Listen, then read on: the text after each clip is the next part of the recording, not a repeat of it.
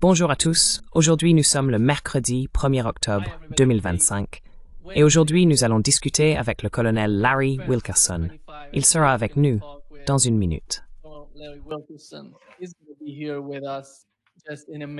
Ils vont me séquer ce type comme du charbon brésilien. Comment ça va Larry? Ça a été une journée mouvementée. Tant de gens posent des questions sur Quantico. Commences vous cas problème technique avant de commencer. Et pour sommes en retard. Désolé pour cela. Non, c'était moi. J'ai même pas essayé de venir avant d'avoir 10 minutes de retard.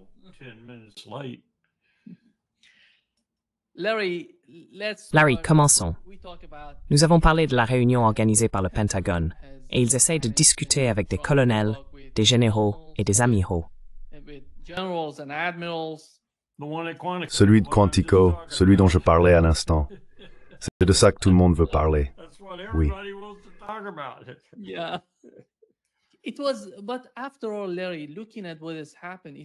Mais après tout, Larry, en regardant ce qui s'est passé, c'était tellement bizarre. La prestation de Pete Hegseth et de Donald Trump. Qu'est-ce que c'était? Je peux comprendre Pete Hegseth parce qu'il travaillait comme reporter, comme journaliste à Fox News. Il ressent la même chose. Il a l'impression d'être le secrétaire à la défense des États-Unis. En ce moment, le secrétaire à la guerre des États-Unis. Mais c'était tellement étrange. Pourquoi? Que s'est-il passé? Il essayait de dire quelque chose aux gens, au public, son public. Quel était le message à votre avis?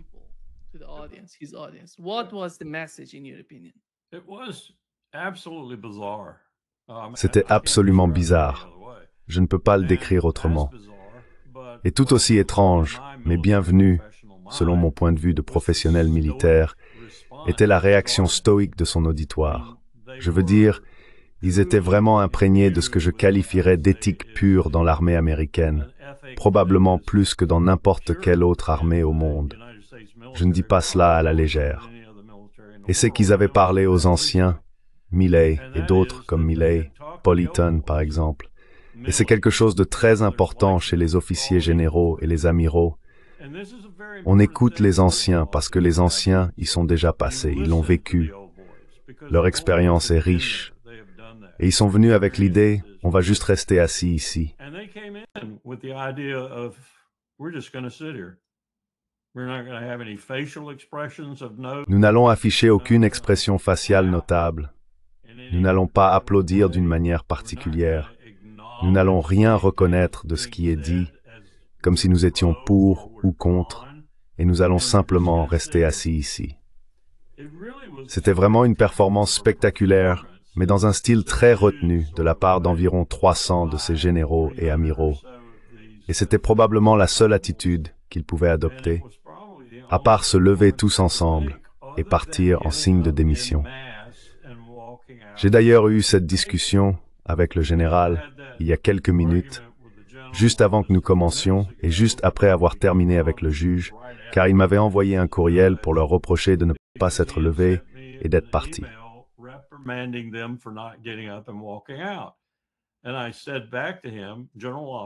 Et je lui ai répondu, général, je lui ai dit, que se passerait-il pour la véritable sécurité des États-Unis s'ils faisaient cela? Parce qu'il s'agirait d'abandonner toutes les positions clés de l'armée américaine devant nos ennemis à la télévision. Et ce serait impensable. Il y a trop en jeu en ce moment. Nous faisons face à une guerre potentielle. Je pense qu'elle arrive. Elle arrive comme un train lancé à toute vitesse. Avec l'Iran, cela pourrait devenir nucléaire. Et nous voyons les Européens être tellement stupides. Ils continuent de jouer avec la Russie au point que la Russie pourrait prendre des mesures vraiment drastiques. Et nous nous retrouvons avec deux théâtres qui ont le potentiel de devenir des guerres nucléaires. Et toute la direction militaire américaine va démissionner en signe de protestation.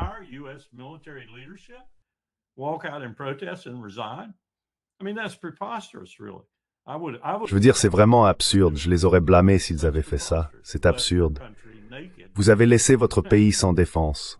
C'était donc une situation étrange.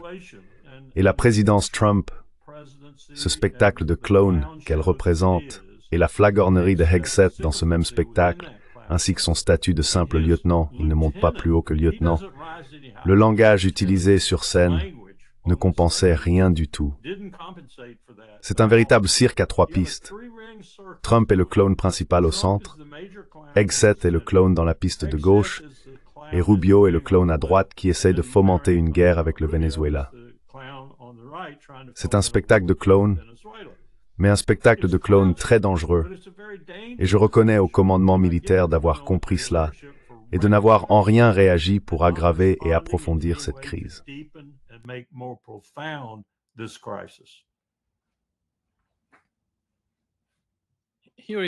Voici une partie de putsch très étrange, Matty.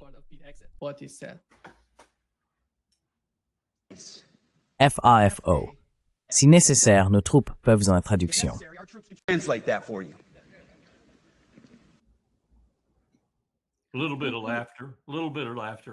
Un peu de rire dans le public, probablement à cause d'un excès de partisans.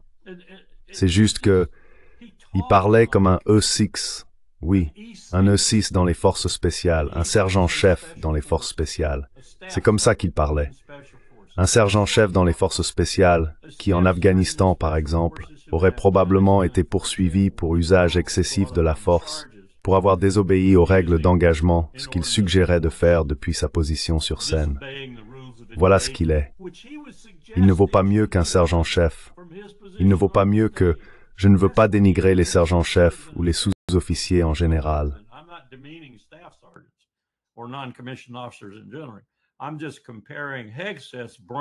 Je compare simplement le cerveau de Hegseth à celui de quelqu'un qui est un criminel de guerre potentiel à chaque minute de son service et qu'il faut surveiller de près pour l'empêcher de commettre des crimes de guerre. C'est en quelque sorte l'image que Hegseth a donnée. Et malheureusement, Nima, malheureusement, c'est devenu la culture des forces spéciales, les forces d'opération spéciales, les Rangers, les SEAL, les équipes spéciales que nous avons pour la lutte contre la drogue et tout le reste. C'est devenu la culture de ce groupe de personnes. Il y a un livre qui vient de sortir et il va y avoir un événement de l'Institut Quincy avec l'auteur de ce livre. Je recommande à tout le monde aujourd'hui d'y prêter attention, car cet homme va vous expliquer ce que nous avons fait aux forces d'opération spéciales dans l'armée américaine.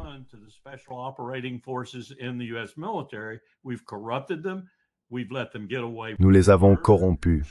Nous les avons laissés s'en tirer après avoir commis des meurtres. Trump en a même gracié certains qui s'en étaient sortis après avoir été inculpés et condamnés, et ensuite il les a graciés. Et Hegseth ferait la même chose, affirmant qu'ils étaient empêchés de remplir leurs devoirs, que pour votre pays, vous pouvez tuer, vous pouvez torturer, vous pouvez faire tout ce que vous voulez. Voilà l'éthique des forces spéciales de l'armée américaine aujourd'hui, ou du moins de trop nombreux d'entre eux. Et c'est ce que Hegseth encourageait. C'est de cela qu'il parlait. Et il fait partie d'eux. Il fait partie d'eux. C'est la seule guerre, la seule période en uniforme qu'ils connaissent. Et même cela n'était pas très significatif.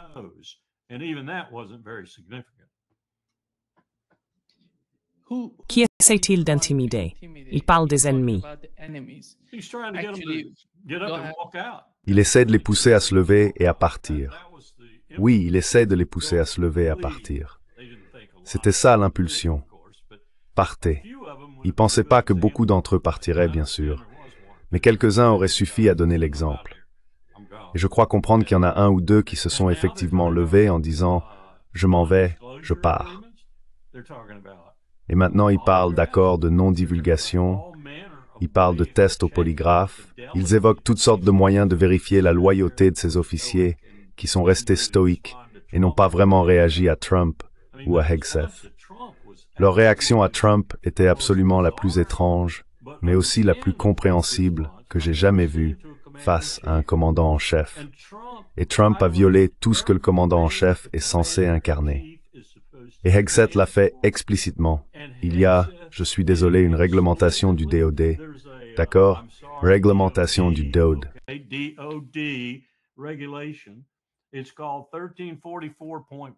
Cela s'appelle 1344.10 et cela prescrit le comportement du personnel en uniforme dans une sorte de circonstance politique, qu'elle soit pseudo ou réelle. Et c'est explicite sur ce que vous pouvez ou ne pouvez pas faire. Eh bien, regardez ce qui s'est passé. Vous aviez le commandant en chef là-haut, créant une aura politique pour ces hommes devant lui. Et vous aviez le secrétaire à la défense faisant la même chose, disant essentiellement, dans les mots prononcés là, tous les deux, Trump de façon plutôt incohérente, mais Hegseth de manière assez cohérente. Nous allons entrer dans les villes, nous allons les nettoyer, nous allons faire ceci, nous allons faire cela, nous allons faire ceci, nous allons faire cela. Ce n'est pas le rôle de l'armée.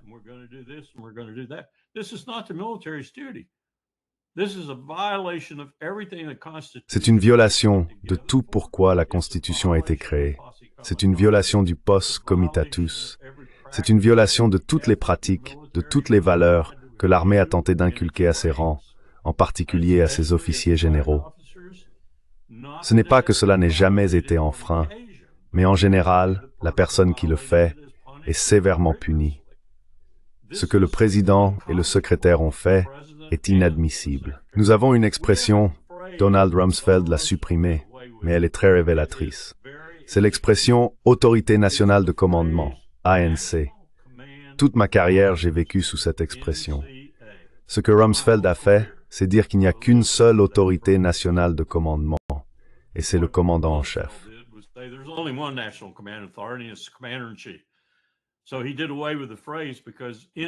Il a donc supprimé l'expression parce que NCA signifiait le secrétaire à la défense et le président. Selon Rumsfeld, il ne s'agissait que du président, donc ils l'ont abandonné.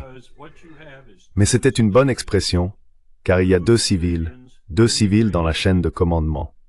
Le président qui donne l'ordre ultime et le secrétaire à la défense qui veille à son exécution. Les deux sont civils pour une raison, car nos fondateurs n'auraient jamais toléré des personnes en uniforme à ces postes. Maintenant, si vous êtes à la retraite, nous avons fait des exceptions. Nous avons accordé des dérogations, à commencer par le général Marshall après la Seconde Guerre mondiale.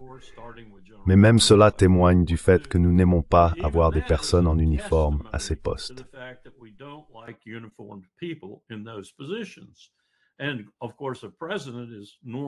Et bien sûr, un président n'est normalement pas un officier militaire. Ou s'il l'est, il a quitté ce milieu depuis longtemps. Eisenhower a peut-être été le plus récent à avoir vraiment été un officier militaire d'une certaine importance, un général 5 étoiles. Mais il a même eu la sagesse d'aller diriger l'université Columbia et de faire d'autres choses avant de se présenter à la présidence. On ne veut pas que cette autorité nationale de commandement soit corrompue par une incursion dans le domaine militaire. C'est ce qu'a fait Hegseth. Et c'est ce que Trump a essayé de faire. Bien sûr, personne n'aurait mis Trump. Il aurait été absolument impossible pour Trump d'entrer dans le domaine militaire parce qu'il est gros et qu'il n'est pas en forme.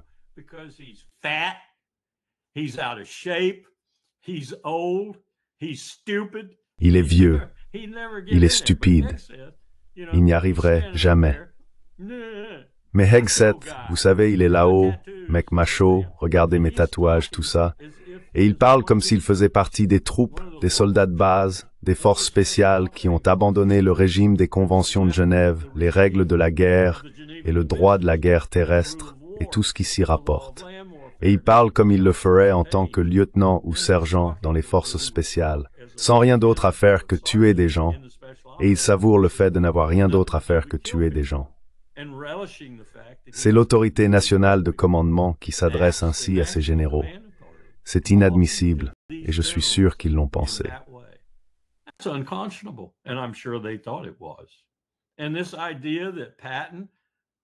Et cette idée que Patton ou Stockdale, l'amiral Stockdale, vous vous souvenez du commentaire qu'il a fait à propos du fait que s'ils étaient là, ils seraient, vous savez, scandalisés par ce que nous avons fait à notre armée, woke et tout le reste.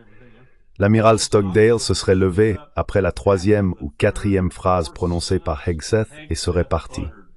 sans aucun doute. C'est l'homme qui a été le candidat à la vice-présidence de Ross Perot bien après avoir quitté l'armée, qui a enseigné l'éthique au Naval War College, qui était un stoïcien remarquable, si l'on peut dire. Il suivait la philosophie stoïcienne. C'est un homme qui aurait dit, comme il l'a fait, « Qu'est-ce que je fais ici ?» Vous vous souvenez, je ne sais pas si vous vous en souvenez, Amber, vous êtes trop jeune, mais il était dans les débats en tant que candidat à la vice-présidence. Et après quelques questions qui étaient vraiment stupides, il a juste regardé le modérateur et a dit « Qu'est-ce que je fais ici ?»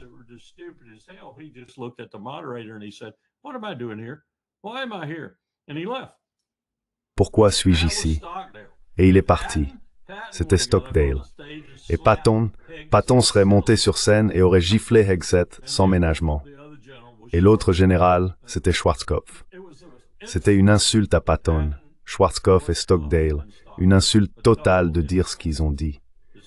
Donc il ne connaît même pas son histoire, et il ne connaît même pas ses chefs militaires, pas plus que Trump. Trump ne s'intéresse pas à l'histoire.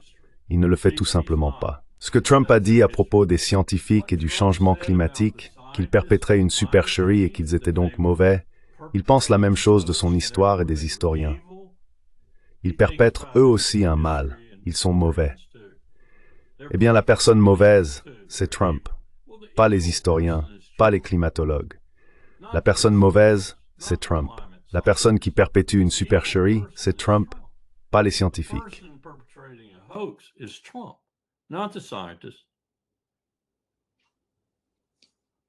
Larry, il déplace des avions ravitailleurs des États-Unis vers l'Europe, puis de l'Europe vers le Qatar. Tout comme ils l'ont fait avant la dernière attaque. Qu'est-ce que c'est? À quel point sommes-nous proches d'une guerre entre les deux?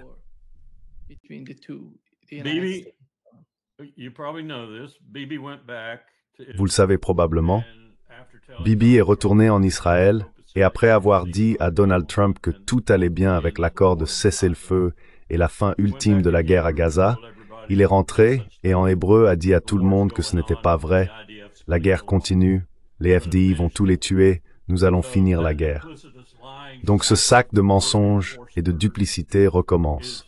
Pourquoi? Parce qu'il sait ce qui arrive. Il sait ce qui arrive. Il n'aura pas à parler à Donald Trump. Il n'aura pas à s'excuser. Il n'aura pas à se mettre à genoux.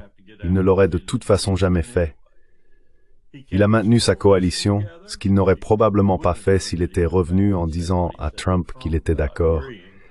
Et il sait qu'il va partir en guerre contre l'Iran. Et il sait que les États-Unis vont le suivre. Cela va annuler, cela va effacer tout ce qu'il a dit ou promis à Trump. Donc il s'en fiche. Nous allons partir en guerre, Nima. Nous allons encore partir en guerre contre l'Iran.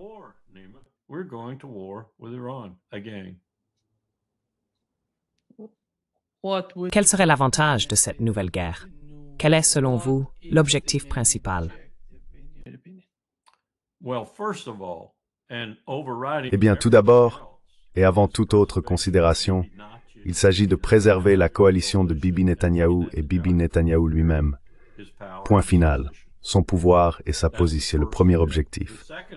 Le deuxième objectif est d'empêcher les États-Unis de le forcer à faire quelque chose qu'il ne souhaite pas faire concernant Gaza, la Syrie, le Liban et d'autres endroits, je le crains.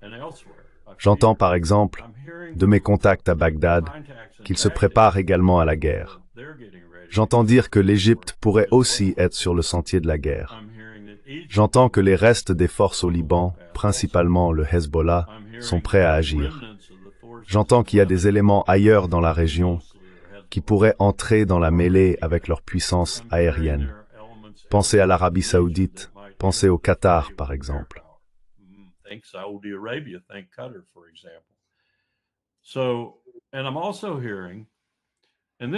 Donc, et j'entends aussi, et c'est très inquiétant, et je ne sais pas exactement comment l'interpréter, mais j'entends de la part de personnes qui ont rencontré Raisi, le président et d'autres Iraniens à New York, non seulement qu'ils ont modifié la fatwa, passant d'une interdiction des armes nucléaires à une interdiction de leur utilisation, ce qui, en quelque sorte, leur ouvre la voie pour en construire une, s'ils ne l'ont pas déjà fait.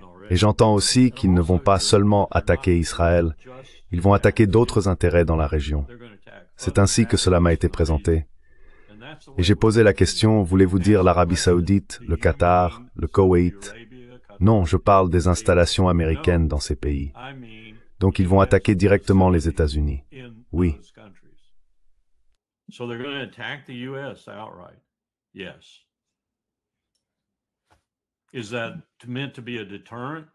Est-ce censé être un moyen de dissuasion? Est-ce censé être un bluff? Je ne sais pas. Je ne serais pas surpris s'ils en avaient assez, s'ils ont marre de cette situation.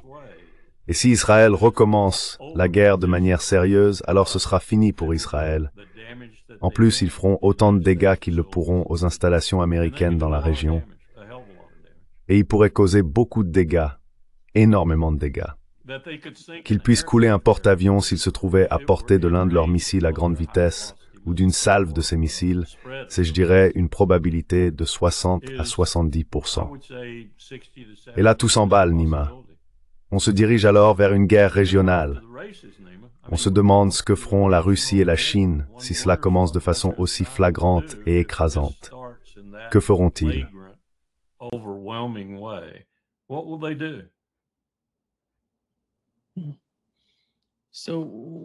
Alors c'est quoi cette histoire de plan de paix? Qu'essaient-ils d'accomplir avec ce plan de paix? Est-ce une sorte de couverture pour ce qu'ils font?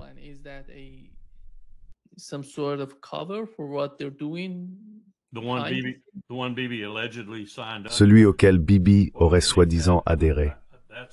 Eh bien, je pense qu'au final, c'est Tony Blair. C'est essentiellement Tony Blair qui dirige une sorte de consortium qui transformerait Gaza en ce que Trump veut en faire, une immense entreprise destinée à générer de l'argent, et ainsi de suite. Et peut-être que cela donne une apparence de potentiel pour un État double à terme, afin de satisfaire les membres des accords d'Abraham et de les ramener dans le jeu. Je ne pense pas que ça va fonctionner, et je sais que cela ne fonctionnera pas avec ce que Bibi est allé dire en hébreu, à savoir, je ne pensais rien de tout cela. Nous allons poursuivre cette guerre. Nous allons la poursuivre jusqu'à l'extermination du Hamas. Les otages, tant pis. Il ne l'a pas dit explicitement, mais c'est essentiellement ce qui était sous-entendu. Et je sais que je suis en sécurité, du moins pour l'instant, parce que je vais faire la guerre à l'Iran et que les États-Unis n'auront pas d'autre choix que de venir avec moi.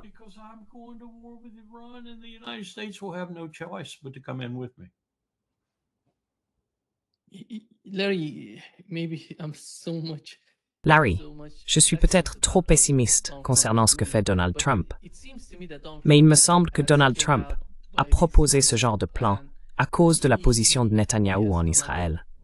Parce qu'il y a des gens qui exercent beaucoup de pression sur Netanyahou et son gouvernement à propos des otages, et ils essaient de dire à ces personnes, « Voyez, nous faisons tout notre possible. Regardez Donald Trump. Il a proposé un plan de paix. Ils ne vont pas le signer. Nous devons continuer le conflit. » D'une certaine manière, il légitime ce que fait Netanyahou.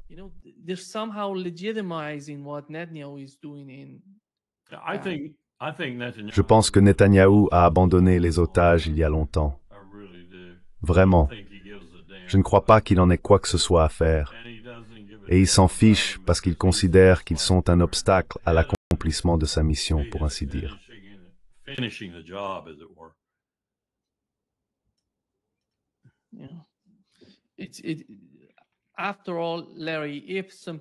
Après tout, Larry, si quelque chose...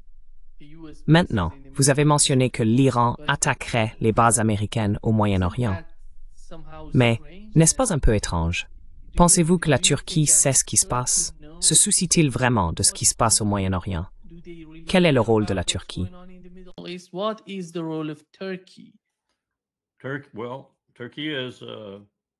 Eh bien, la Turquie est membre de l'OTAN, le pilier solide du flanc sud de l'OTAN, ce qui ne veut plus dire grand-chose aujourd'hui, car l'OTAN est en train de s'effondrer.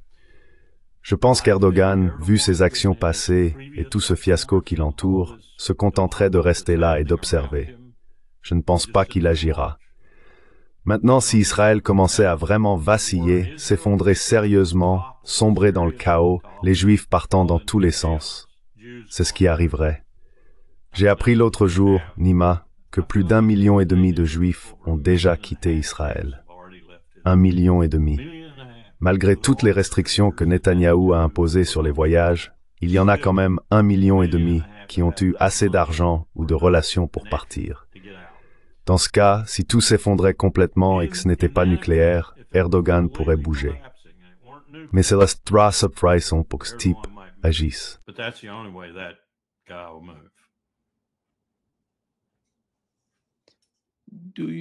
En ce qui concerne le trait de défense entre l'Arabie Saoudite et le Pakistan, pensez-vous qu'il va? Bonne question. Good question. Good question. Bonne question, pose-la. Vas-y, pose-la. Ask it. Comment ça va-t-il se passer? Very good question, because I think that's probably Très bonne question, car je pense que c'est probablement signé avec du sang.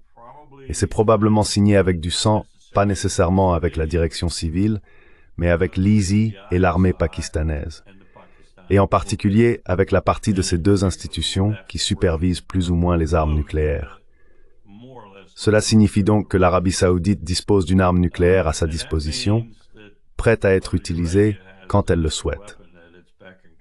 Vous savez, je suis fermement convaincu que lorsque Mohammed Ben Salman est devenu ministre de la Défense et a pris ce portefeuille, l'une des premières choses qu'il a faites a été d'aller à Islamabad et de dépenser environ 20 milliards de dollars saoudiens, 20 milliards de dollars américains. Je pense que c'était un contrat avec Islamabad concernant à l'époque la possibilité que l'Iran développe une arme nucléaire. Islamabad lui a dit, « Vous aurez 20 milliards de dollars. » Islamabad said to him, "You will have 20." I don't know what the number is, but 20 is sort of military. Je ne connais pas le chiffre exact, mais 20, c'est un peu militaire. J'en voudrais environ 20. Donc 20 armes arriveront immédiatement quand l'Iran fera un essai, ou si l'on sait que l'Iran possède une arme nucléaire. C'est l'accord. Maintenant, c'est gravé dans le marbre. Je veux dire, c'est un pacte de défense désormais. Je ne sais pas si c'est une partie de l'accord, mais je sais que mes contacts me disent que cela inclut « Si c'est nucléaire, nous serons avec vous, nous serons de votre côté. » Donc on a une toute nouvelle donne. Et il ne s'agit pas seulement de l'Iran et du Pakistan. Il y a aussi le fait que la Chine soutient le Pakistan. Mais il est également vrai que la Chine a un intérêt particulier dans ce chemin de fer du Sud, qui passe maintenant par l'Iran. Et il y a aussi le fait qu'il y a un rapprochement entre ses anciens ennemis, l'Iran, Riyad et d'autres, dans cette région complexe.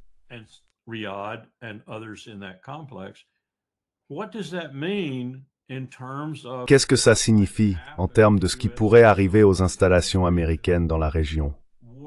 Si l'Iran avait le sentiment de devoir les attaquer parce qu'il aurait été attaqué en premier par Israël et les États-Unis, les Saoudiens se soucieraient-ils vraiment que des installations américaines soient attaquées, tant que l'Iran ne s'en prendrait qu'à elles?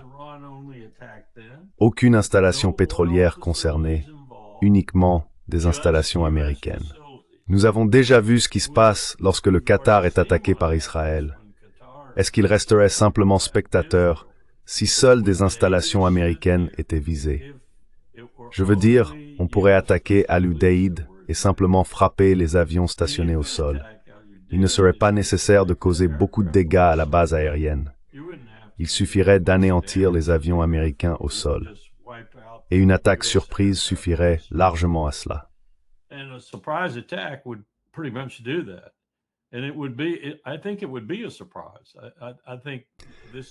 Et ce serait, je pense que ce serait une surprise. Je pense que ce n'est pas quelque chose auquel le commandement central des États-Unis s'attendrait. Donc vous savez, deux peuvent jouer à ce jeu de la surprise.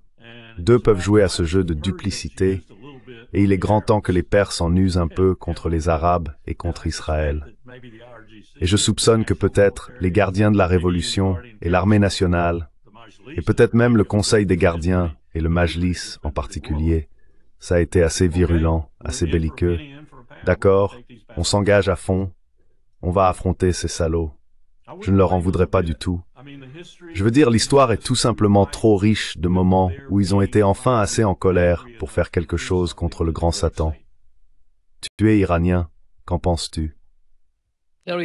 You're The- Iranian. How do you feel about it? Yeah, 2 days ago, Larry, there was an interview with Il y a 2 jours, Larry, il y a eu une interview avec l'ancien chef du Conseil de sécurité du Parlement en Iran. C'est un homme politique de longue date, un haut responsable. Il connaît tout sur la défense. Il a dit « Je ne comprends pas pourquoi le gouvernement iranien est si timide lorsqu'il s'agit de parler de ses capacités militaires. Je sais que l'Iran a le pouvoir de mener n'importe quelle guerre jusqu'à l'Armageddon. Ils sont tellement puissants. Je sais ce qui se passe, compte tenu des capacités de l'armée iranienne. Pourquoi sont-ils si réticents à en parler avant qu'il ne se passe quelque chose? Vous savez, je regarde cela, et c'est tellement dangereux. À tout point de vue, je trouve que le conflit serait extrêmement dangereux s'ils entraient en guerre totale contre l'Iran. To a full-out war against Iran. Nima, if I were in charge of Nima, si j'étais actuellement responsable du pouvoir militaire de l'Iran, et je ne suis pas persan, je ne peux pas me mettre à leur place, mais si je l'étais, en tant que professionnel militaire aux commandes, je déploierais toute ma capacité, à l'exception de ce que je jugerais nécessaire, au cas où les États-Unis interviendraient massivement. Parce que je ne pense pas qu'ils aient besoin de tout cela pour s'occuper d'Israël. Et je dévasterai Israël. Je l'anéantirai. Je l'anéantirai complètement. Et je pense que ça pourrait se produire en 48 heures. Ensuite, j'annoncerai simplement, vous voulez combattre les États-Unis? Il me reste beaucoup de moyens, mais je ne veux pas vous combattre. Quand Israël serait en train de brûler, de s'effondrer et de s'écrouler, et Dieu nous préserve qu'ils utilisent une arme nucléaire dans ce scénario, mais là, ce serait un tout autre jeu.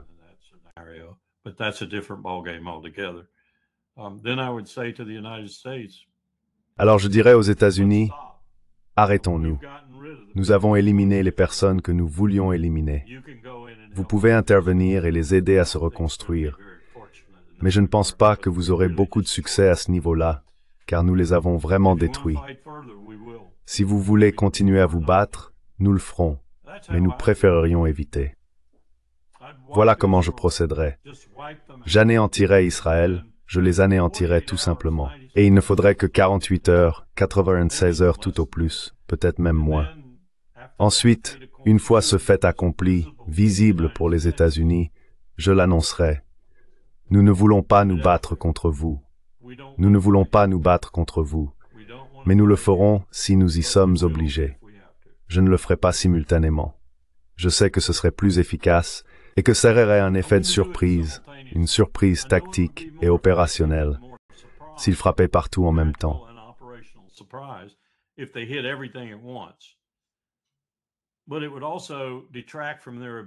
Mais cela réduirait aussi leur capacité à simplement anéantir Israël, car ils devraient consacrer une partie de leurs forces à d'autres cibles. Et cela ne leur donnerait aucun levier contre les États-Unis. Ils auraient un levier considérable si Israël n'était plus qu'un champ de ruines, un fait accompli. Et ils pourraient dire aux États-Unis, « Nous ne voulons pas nous battre avec vous. Nous avons réglé le problème de l'ennemi. L'ennemi était hors de contrôle. Il tuait des Palestiniens à un rythme inimaginable. Il commettait un génocide. Nous avons fait ce que la Cour internationale aurait dû faire. Nous avons fait ce que l'ONU aurait dû faire. Nous avons en effet fait ce que vous auriez dû faire à votre place. Maintenant, nous ne voulons pas nous battre avec vous à ce sujet. Alors, arrêtons-nous là. C'est ce que je ferai en tout cas. Je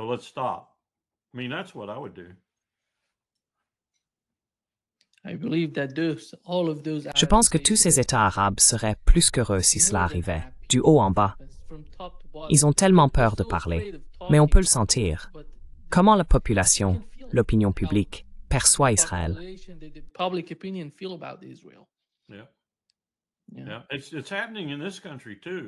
Oui, cela se passe aussi dans ce pays, surtout chez les moins de 40 ans.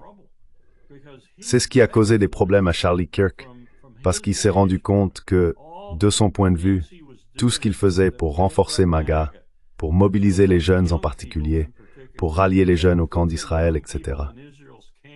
Il a compris que tout cela affaiblissait son mouvement principal, parce qu'il y avait tellement de jeunes qui se demandaient pourquoi tout cela se passait concernant Israël. Et il a essayé dans cette longue lettre que j'ai lue 2 fois ce matin, il a essayé dans cette longue lettre de le dire à Netanyahou dans un langage très très mesuré. Mais on le voit dedans. On le sent dedans quand il lui dit « Vous êtes en train de perdre ces gens-là ».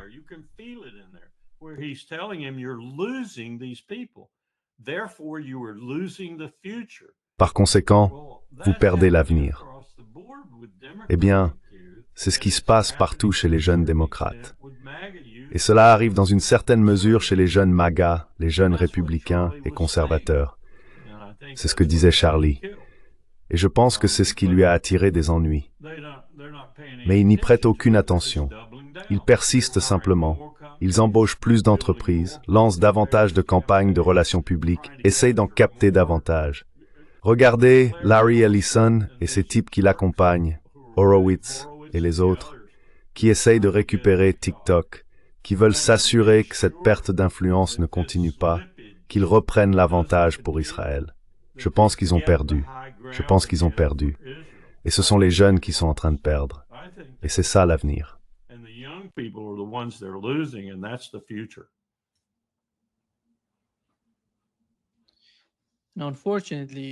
Malheureusement, dans le cas de l'Ukraine, nous sommes revenus à la case départ. Et vous savez, Keith Kellogg a dit que la Russie n'a aucune chance de gagner la guerre. Voici ce qu'il a déclaré. Il ne peut pas surpasser l'OTAN. Il ne peut pas surpasser l'Occident. Il ne le peut tout simplement pas. Il n'en a pas la capacité. J'ai parlé à des hauts responsables à Washington, D.C. et on m'a posé exactement cette question. La Russie peut-elle gagner cette guerre? J'ai répondu non, elle ne le peut pas. Après 3 ans et de telles pertes, elle n'a pas la capacité de gagner la guerre. Qui sont les hauts responsables qui lui fournissent ces informations?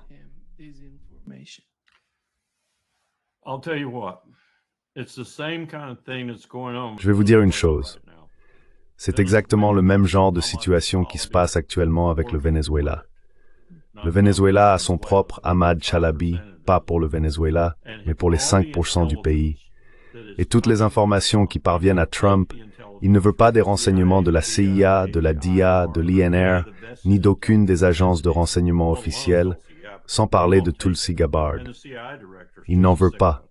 Et le directeur de la CIA n'est qu'un sycophante. Il reçoit ces informations de personnes comme Miller et Laura Loomer, et il les obtient de 2 personnes. Rodil, un Israélien qui travaille avec l'opposition vénézuélienne, le genre de Juan Guaido, et Gary Berntsen, qui était agent de la CIA, a été expulsé d'Afghanistan après avoir échoué à Tora Bora et qui travaille maintenant dans une société privée, encaissant des millions et des millions de dollars de ce groupe au Venezuela, fabriquant des renseignements contre Maduro et sur Trinité et Tobago et les transmettant à Trump.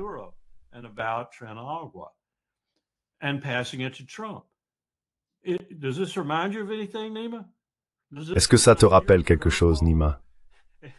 Est-ce que cela te rappelle Curveball et Colin Powell aux Nations Unies en février 2003? Je veux dire, c'est exactement ce qui se passe avec le Venezuela. Nous fabriquons des renseignements avec un très petit groupe de personnes qui ont un intérêt financier direct dans ces informations et ils les transmettent au président par l'intermédiaire de personnes qui ne sont pas des professionnels du renseignement. Et le président y croit. La même chose se produit avec des gens comme Kellogg, Petraeus et d'autres en ce qui concerne l'Ukraine. Ce sont de faux renseignements sur la Russie et ses capacités, et cela alimente la guerre, permet de la gagner.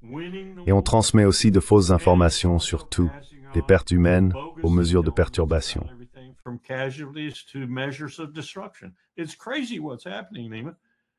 C'est fou ce qui se passe, Nima.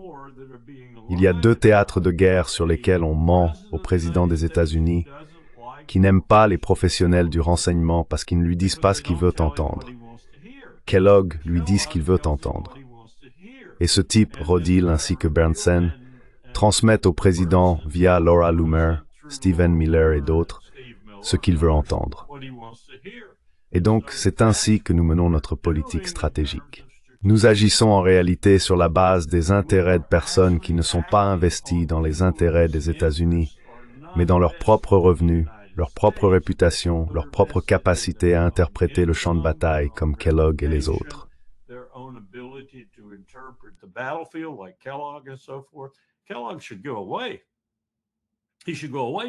Kellogg devrait partir. Il devrait partir, mais il ne le fera pas parce qu'il dit à Trump ce que Trump veut entendre, tout comme ces autres personnes. C'est George Bush à grande échelle en matière de renseignement. Je veux dire, Cheney fabriquait tout de toutes pièces et le présentait au président comme preuve que Saddam Hussein possédait des armes de destruction massive. La CIA a été forcée par Cheney de faire la même chose. Powell a été forcé par Cheney d'aller à l'ONU et de faire la présentation. Tout cela a été fabriqué, Nima. La même chose se produit en ce qui concerne le Venezuela, et la même chose se produit en ce qui concerne l'Ukraine. Voici ma grande crainte. Cela se produit aussi en ce qui concerne ces personnes tuées de manière extrajudiciaire en haute mer. Maintenant, le seul bateau cigarette, c'était probablement un bateau transportant de la drogue. Je n'en doute pas.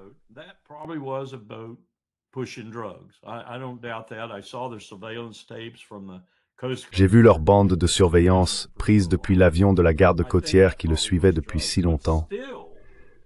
Je pense qu'il s'agissait probablement de drogue. Mais malgré tout, on ne le fait pas sauter sans aucune forme de procès, à moins d'être Donald Trump et qu'il s'en fiche.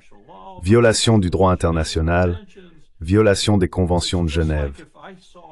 C'est comme si je te voyais à un coin de rue, sur New York Avenue, à New York, en train de vendre de la cocaïne, Nima, et qu'il y avait une file de 1000 personnes sur New York Avenue pour acheter ta cocaïne. Et je suis policier ou membre d'une milice à Washington, D.C., je m'approche de toi, tu vends de la cocaïne. Je prends mon fusil et je t'abats.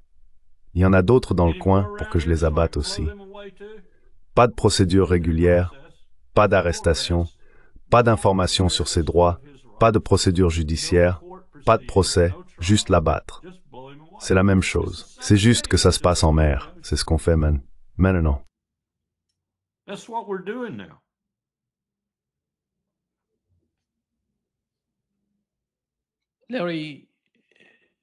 Larry, la situation en Europe devient vraiment étrange, surtout en ce qui concerne le Royaume-Uni. Je ne sais pas si tu as entendu Ben Wallace, l'ancien secrétaire à la défense britannique, parler de la Crimée, de la façon dont il perçoit la Crimée et de ce qu'ils peuvent faire.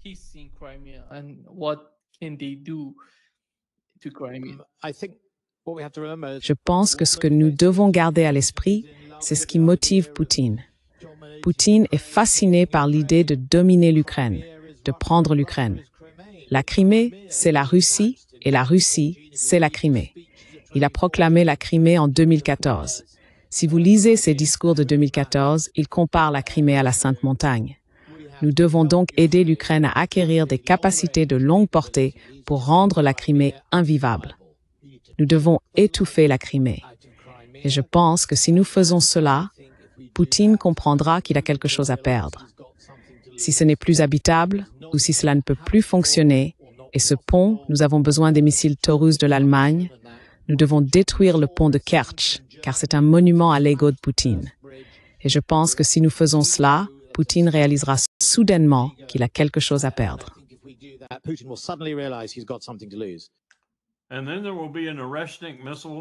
Et puis il y aura 1 ou 2 missiles d'interception, ou 3, ou 4, ou 20, ou 60, qui arriveront avec des ogives nucléaires. Ce type est fou. Il est complètement fou. Il ne reconnaît pas que la Russie est une puissance compétitive sur la scène mondiale, avec la Chine, avec l'Inde et bien sûr avec l'Amérique. C'est une superpuissance dans un monde multipolaire, si vous voulez. Je n'aime pas le terme superpuissance. Mais c'est l'une des puissances de même rang dans un monde multipolaire, un monde multinodal, comme aime l'appeler l'ambassadeur Freeman. En d'autres termes, ce n'est pas la Grande-Bretagne, monsieur l'Ancien. Ce n'est pas la Grande-Bretagne. Ce n'est pas un petit pays assis sur une île vivant dans l'ombre de l'Empire américain.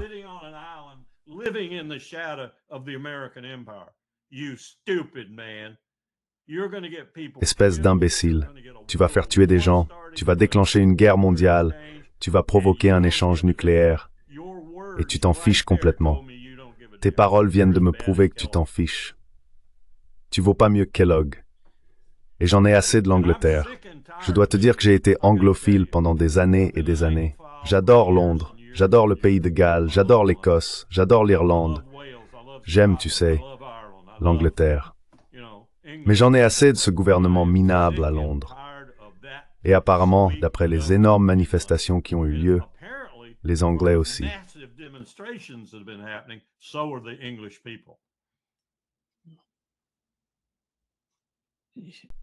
Le problème de l'Europe, c'est que les gens ne peuvent rien faire. Tu as raison, tu as raison. Et aucun autre endroit que l'Angleterre n'a été à la tête de ce mouvement, celui de réprimer son peuple. Je veux dire, un gars m'a dit l'autre jour, « Tu n'oses même pas respirer dans une rue de Londres, tu te fais arrêter. » Je n'arrive pas à y croire.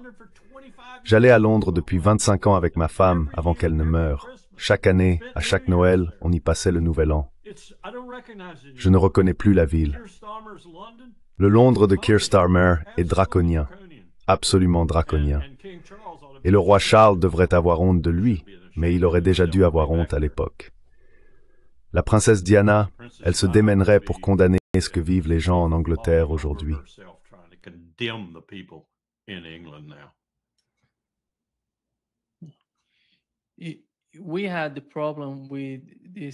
Nous avons un problème avec cette attitude, qui consiste à traiter les gens de nom, le président russe ou le président chinois.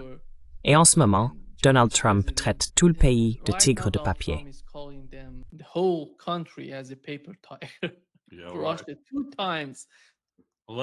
Oui, 2 fois. 11 fuseaux horaires d'une base industrielle de défense qualifiée de tigre de papier, qui produit plus d'obus d'artillerie en un mois que nous ne pouvons en fabriquer en un an, qui fabrique des missiles hyper véloces à un rythme environ 12 ou 15 fois plus rapide que le nôtre. Il pourrait produire des chars ou n'importe quel autre instrument de guerre 5 à 6 fois plus vite que nous.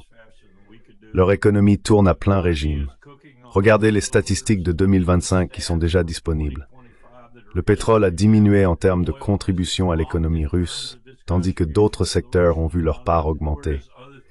Ces gens-là fument vraiment de la mauvaise cam, Nima. Ils devraient changer de dealer.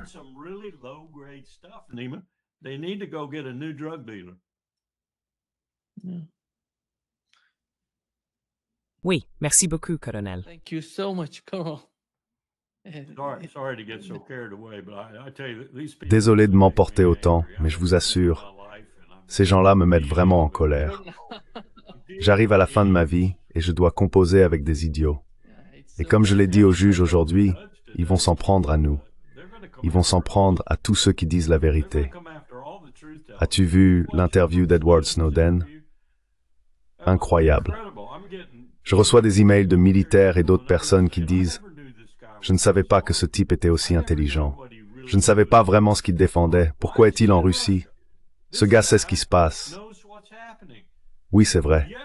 Il sait ce qui se passe. Il avait prédit ce qui allait arriver, et pas qu'un peu. Et maintenant, il est encore plus éloquent qu'il ne l'était quand je l'ai entendu à William & Mary, tu sais, en visioconférence depuis Moscou. Et c'est un héros. C'est un héros aux yeux de gens dont je n'aurais jamais pensé qu'il le serait. C'est un patriote. Et il dit le very.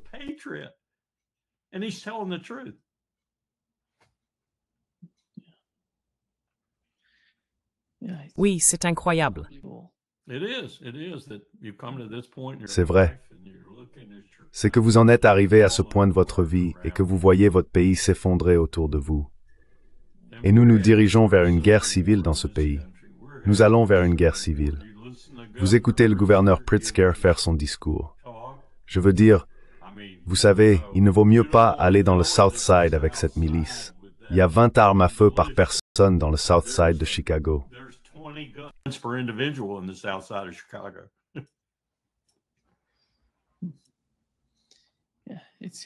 Il semble que, dans l'esprit de Donald Trump, chaque solution soit une solution militaire. Il ne se soucie de rien d'autre. Et il n'a jamais servi un seul jour de sa vie. Jamais servi un seul jour de sa vie. Éperon osseux. Éperon osseux. Au moins George W. Bush, a fait partie de la Garde nationale du Texas. Il assistait rarement aux réunions, mais il était dans la Garde nationale du Texas. Et si vous demandez à son père pourquoi il était dans la Garde nationale du Texas, eh bien nous voulions l'empêcher d'aller au Vietnam.